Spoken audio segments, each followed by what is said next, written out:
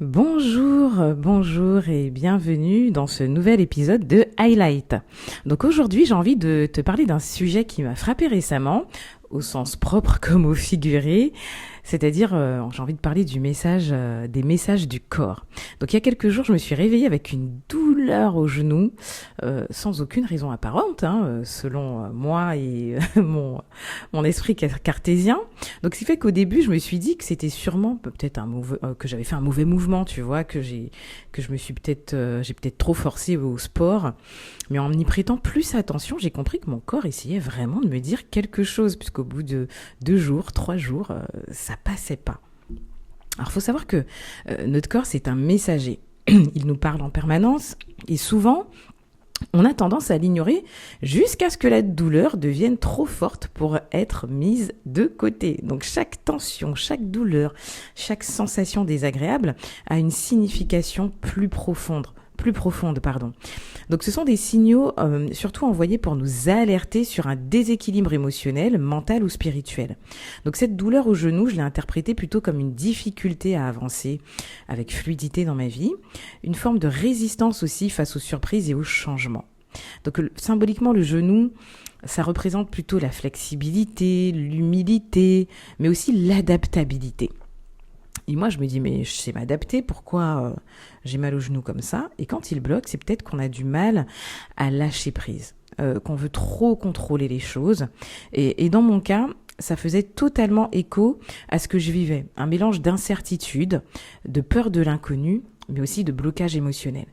Donc le corps a surtout cette capacité incroyable de mettre en lumière nos blocages inconscients, puisque le langage du corps est différent de la parole, même si la parole vient du corps, enfin vous me comprenez. Donc une douleur dans le dos par exemple va signifier qu'on a un fardeau émotionnel trop lourd à porter. Une tension dans la gorge peut être liée par exemple à des choses qu'on n'ose pas dire. Donc il est donc essentiel d'apprendre à décoder ces messages au lieu de simplement les ignorer ou de chercher à masquer les symptômes. Alors, petite astuce, moi qu'est-ce que j'ai fait pour commencer à me soulager? Bien sûr, si vous avez des problèmes de santé, je vous invite à aller chez le médecin, ce que moi-même je vais faire. Il faut équilibrer les deux approches. Donc moi déjà, j'ai commencé à prendre des pauses régulières. Reposer mon genou physiquement. Donc je travaille beaucoup, j'ai un rythme effréné parce que j'aime ce que je fais. Mais là, j'ai décidé de m'accorder quelques instants de pause dans la journée pour scanner mon corps, pour l'observer aussi, des tensions éventuelles. Et puis, j'ai décidé d'accentuer mes exercices de respiration consciente. Donc quelques minutes de respiration profonde, ça m'a aidé aussi à relâcher les tensions et à mieux me connecter à moi-même.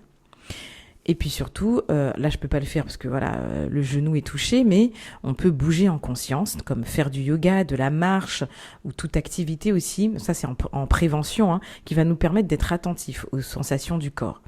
Et puis, ce que j'ai fait aussi, c'est de faire du journaling, c'est-à-dire d'écrire dans un journal, transformer mon journal en fait plus sur la partie sur mon genou, mais sur mon corps. C'est-à-dire que j'ai noté chaque jour, ces 3-4 derniers jours, j'ai noté chaque jour comment je me sentais physiquement et émotionnellement pour repérer des schémas récurrents. Et j'ai remarqué en fait que je suis quelqu'un de très résilient, mais que parfois cette résilience se retourne contre moi dans mon quotidien. Voilà, donc ça a été très efficace. Et puis l'alimentation, il faut écouter aussi, être attentif aux aliments qui nous donnent de l'énergie et aussi ceux qui nous fatiguent. Et puis là, j'ai fait aussi une analyse de mes émotions. Je me suis concentrée sur mes émotions. Donc quand une douleur ou une tension apparaît, je me suis demandé aussi quel événement ou quelle émotion a pu la déclencher. Et quand j'ai remonté le fil de ma dernière semaine, je me suis rendu compte qu'il y avait un événement qui m'avait perturbée et qui avait directement réveillé cette douleur articulaire. Donc, moi, je me suis rendu compte que c'était ma résilience qui était un petit peu trop surdosée, justement. Donc là, je dois doser ma résilience. Donc, comment faire? Donc, être résilient, c'est vrai que c'est une force. Ma résilience m'a toujours aidé à avancer dans la vie. Mais attention à ne pas confondre la résilience et la suradaptation. Et je pense que ça, c'est quelque chose que j'ai malheureusement confondu. Donc, je me suis trop adaptée parfois à des situations où j'ai décidé d'encaisser les choses qui n'étaient pas alignées avec moi. Et c'est souvent par là que le corps nous parle. Il nous rappelle nos limites aussi. On n'est pas des surhommes, je suis pas Wonder Woman. Et pourtant, je me le dis souvent, mais peut-être que je l'ai pas suffisamment appliqué ces derniers temps. Donc, quand on parle de résilience, on imagine souvent une capacité aussi à surmonter les épreuves, coûte que coûte, vaille que vaille, et surtout à rebondir après chaque coup dur. Mais rebondir, c'est aussi prendre le temps de souffler et de se relever. Et cette vision, en fait, qui peut être épuisante et même dangereuse, si elle nous pousse tout le temps à nier nos besoins et aller au-delà de nos limites physiques et émotionnelles, forcément, au lieu de faire face, on se prend un mur au final. Donc pour moi, quand je me suis auto-analysée sur ma sphère émotionnelle et physique, je me suis dit, mais comment je pourrais rééquilibrer les choses, puisque faut quand même que je m'adapte au changement. La vie va continuer d'avancer. C'est à moi aussi de m'adapter sans m'écrouler, sans m'apporter une charge supplémentaire et sans me perdre moi-même au final. Donc, même si j'ai appris à fixer mes limites ces dernières années, là, je me rends compte qu'il faut que j'apprenne aussi à me fixer mes propres limites. Ça, c'est important.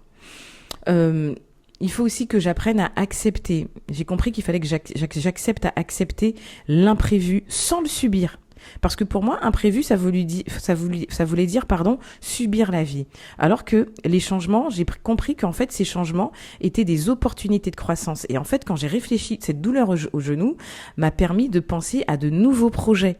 Vous voyez un petit peu comment, en écoutant son corps, comment on arrive à, mettre en place des choses captivantes. Et en fait, et c'est là que j'ai compris qu'il fallait pas que je confonde, comme je le disais tout à l'heure, endurance et résilience, puisque faire des pauses aussi, c'est se libérer l'esprit, laisser la place à un vent de fraîcheur aussi émotionnel. Donc se reposer, c'est pas forcément dormir, c'est aussi mettre son esprit sur pause. Donc intensifier mes méditations, ça a été aussi très productif pour moi. Mes émotions, j'ai accepté de me sentir mal aussi, j'ai pas lutté contre ma peur, contre ma tristesse de me retrouver dans cette situation. Je me suis dit aussi que c'était de ma responsabilité, sans m'auto-flageller, et qu'il fallait que j'arrive à faire face aux choses en douceur. Donc j'ai accepté mes ressentis sans les minimiser. Et je me suis dit, tu vas t'adapter à ton rythme, tu vas pas te bloquer, mais tu vas faire les choses selon ton rythme. Et j'ai verbalisé aussi que j'avais besoin d'aide. Donc j'en ai parlé à ma fille, par exemple, je l'ai regardée en face et je lui ai dit, écoute, j'ai besoin d'aide. Et ça a été une première dans ma vie de dire que j'avais besoin d'aide. Et je peux vous dire que le lendemain, j'avais déjà moins mal au genou quand j'ai verbalisé ça. Et ensuite, j'en ai parlé à des amis aussi sur la sphère émotionnelle qui m'ont dit, mais Karine, c'est pas grave, on va te mettre la pression sur certaines choses, mais tu peux découper en fait ton objectif en sous-objectifs et tous les jours t'en fais un peu pour calmer aussi ta tempête émotionnelle. Et c'est exactement ce que j'ai fait.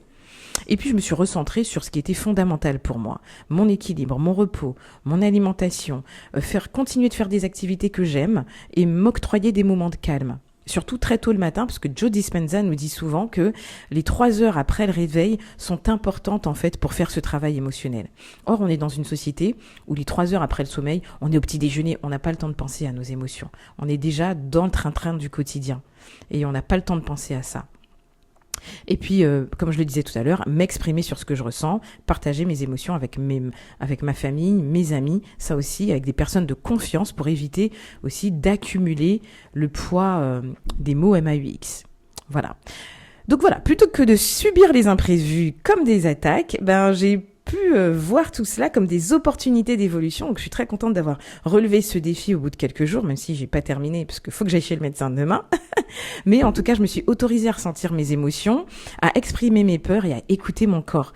Et ça peut aussi, ça m'a aidé à avancer et à mieux me projeter vers l'avenir, à me dire que je peux, quand je fais mes tirages de cartomancie, je sors souvent la carte du serpent. C'est aussi une carte qui parle de transformation.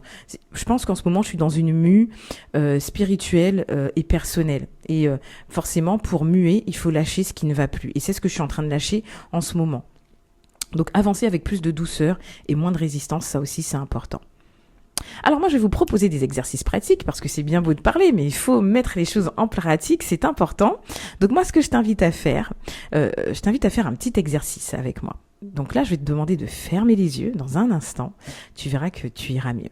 Ferme les yeux un instant et prends une grande inspiration.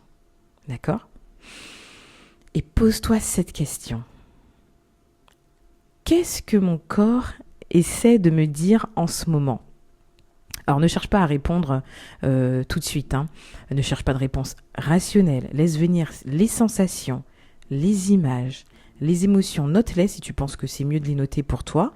Mais en tout cas, peut-être que tu vas ressentir une tension quelque part. Et cette tension dans ton corps, peut-être qu'un mot va éveiller, va surgir dans tes pensées, ou peut-être qu'une phrase va te venir en tête, et c'est important de noter tout ça et d'observer ce que ça réveille en toi. Et ce que j'ai fait aussi pour me libérer un petit peu de cette tension, c'est de parler à mes peurs. Je les ai personnifiées. Si tu veux même donner un nom à ta peur, donne-lui un nom. Mais rends les choses concrètes. Voilà, on arrive à la fin de cet épisode. Moi, ce que j'ai à te dire, c'est que notre corps, c'est notre meilleur allié, c'est notre meilleur ami. Les Américains disent souvent « Your body is a temple », ton corps est un temple.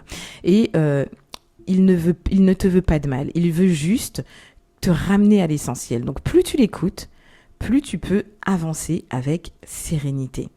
Voilà, donc si cet épisode t'a parlé, partage-moi ton ressenti en commentaire sous cette vidéo et viens me dire en commentaire ou sur TikTok, si tu es sur TikTok, ce que ton corps t'a déjà soufflé comme message. Et si tu veux approfondir ces sujets ensemble, n'hésite pas à rejoindre mon espace sur Patreon. Alors merci de m'avoir écouté, prends bien soin de toi et de ton corps surtout, et à bientôt pour un nouvel épisode de Highlight.